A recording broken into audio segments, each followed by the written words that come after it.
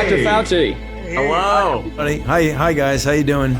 We're so Wonderful. good. Doing well, thank you. Good. We love you. So, Dr. Fauci, this is the fastest vaccine in human history. People want to know, did we undermine the safety of the vaccine because it was done so fast and without long-term studies?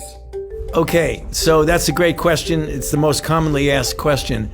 There was no cutting corners. Safety was not compromised. Scientific integrity was not compromised. And I think people need to understand that the speed was related completely to the breathtaking scientific advances that had been made over the previous 10 or more years, where you can get the genetic sequence of the virus, which then take that sequence and insert the appropriate gene into these very new and unbelievably efficient vaccine platforms. And that didn't sacrifice any safety at all. That was purely a technological advance. Then the Moderna trial was 30,000 people. The Pfizer trial was 44,000 people. And it happened to be taking place in the middle of a ferocious outbreak. So when you're trying to prove a vaccine works and there are just a few infections here and there in society, it could take 7 years to get a vaccine. There were so many infections that we went from sequence to getting the vaccine in people's arms in less than a year. That is historic, but it's historic from a scientific standpoint. There was absolutely no cutting of corners at all. So you're saying that there's no chance that there's some weird side effects that are going to pop up 3 years down the road? The chance of that happening is spectacularly low. And let me tell you why. If you look at the history of all vaccinology and you say, when did these so-called longer-term effects occur? The overwhelming majority, 90+% of them, occur between 30 and 45 days after the vaccine trial ends. That is the reason why the FDA said that in order to make an emergency use authorization, you had to wait 60 days from the time 50% of the people in the trial got their last dose. So if you wait 60 days, you're already beyond when essentially all of the long-term effects occur. I've never seen one where I get vaccinated in 1982 and I get a toxic effect in 1986. I mean, I've never seen that happen with any vaccine. Wow, that's amazing. Okay, I'm going to ask you a question here. Can I still infect someone else after I get the vaccine? And do I have to keep wearing a mask after I get it? The answer is yes, and I'll explain why. It is still conceivable that you could get infected and be asymptomatic. And even though the vaccine protected you from getting sick, it didn't protect you from getting infected. So you may not even know that you're infected and be completely asymptomatic and then spread it to somebody else. I think that's been the scariest part of this whole pandemic, is that I could totally have it and not know, and that terrifies me. We can pull back on masks when we get such an overwhelming proportion of the population is vaccinated that there's herd immunity, which means that the level of virus is so low that it's not a threat. What percentage of people need to get the vaccine for us to achieve that? You know, we don't know the exact number, but we can make a back of the envelope calculations that it's somewhere between 70 and 85% of the population needs to be vaccinated to get herd immunity. Here's, some people, there's a lot of people talking about things out there. Some people think maybe it would be easier to just achieve herd immunity by letting the virus spread rampantly through the population. What do you think about that? Okay, well, that's maybe the worst idea. Okay. I don't want to compare it to anything. I don't want to insult anybody. It's not my question. It's just a question that I read that I'm relaying to you because you're the expert. Do you read it on Facebook, Pete? I did read it on Facebook. The general level of herd immunity right now in the country, the last time the CDC looked at it was like 10%, 12%. Some cities like New York, it was 22% because New York got hit so badly in the beginning. So let's say that the level in the country today, let's say it's 20%. So with 20% of the people infected, we've already had 352,000 deaths.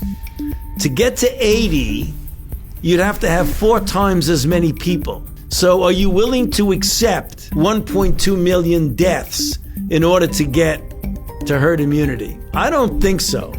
So the road to herd immunity is a vaccine, not just letting people get infected.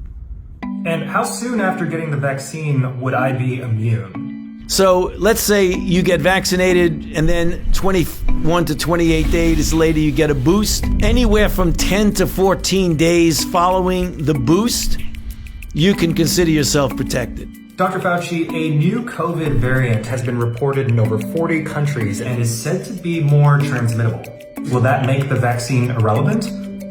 That has a mutation which is causing the virus to be much more easily transmissible from person to person. According to the Brits, who've looked at it very carefully, and we will also be doing the same thing, they find that the mutation does not make people sicker or even more people dying, nor does it seem to interfere with the protection that's afforded by the vaccine. So the only thing that's functionally different, it appears to spread more easily.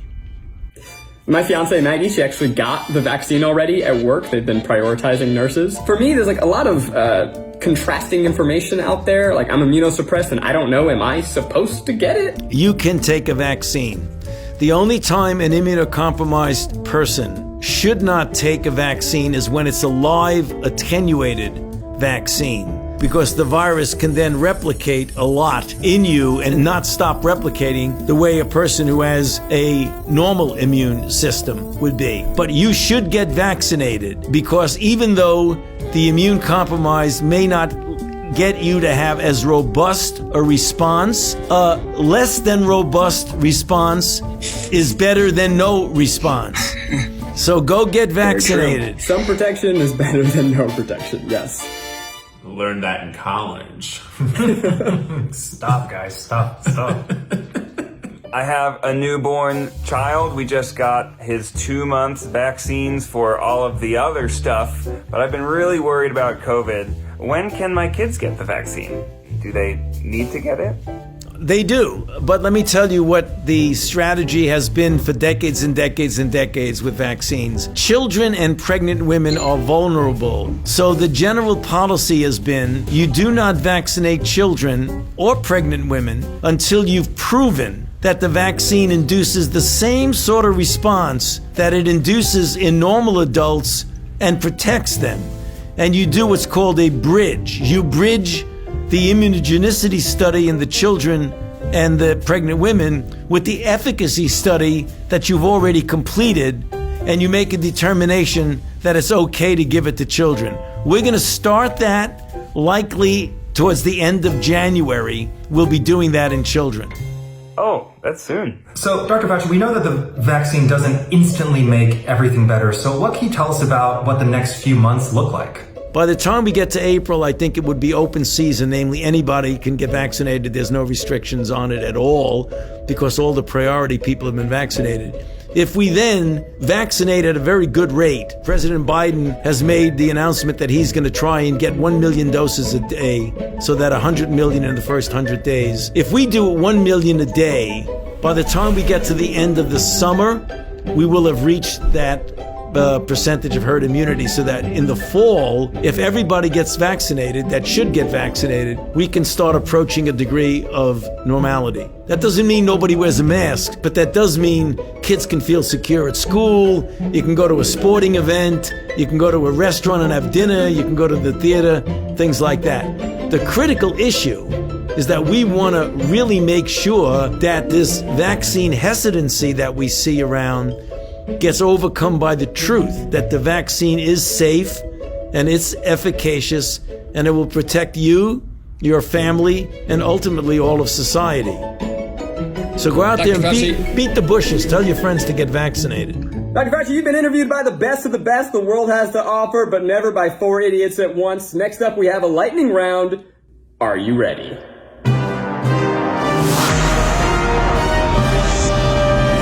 Lightning round. These are some of the most widely believed COVID vaccine conspiracy theories on the internet. Okay, Dr. Fauci. Are you lying when you said you got the vaccine? No, right here.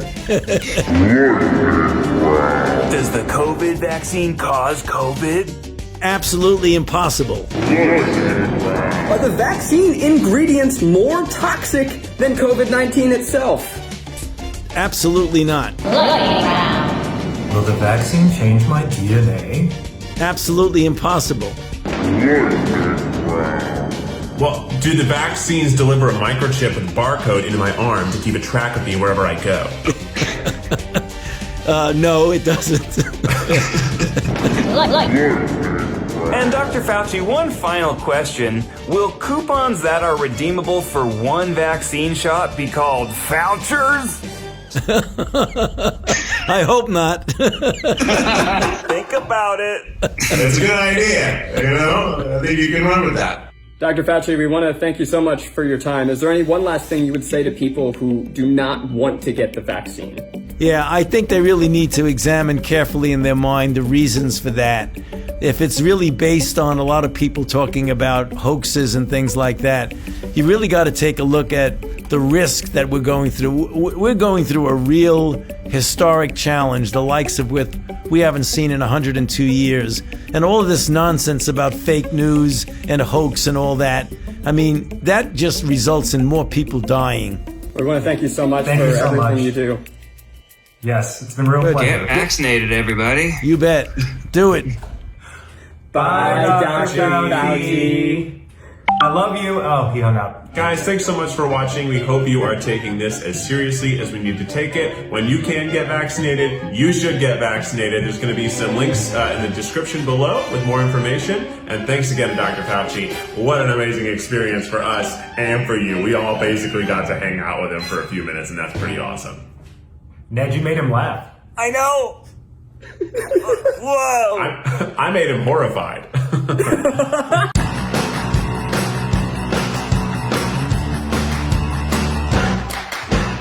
You didn't hear that I loved him.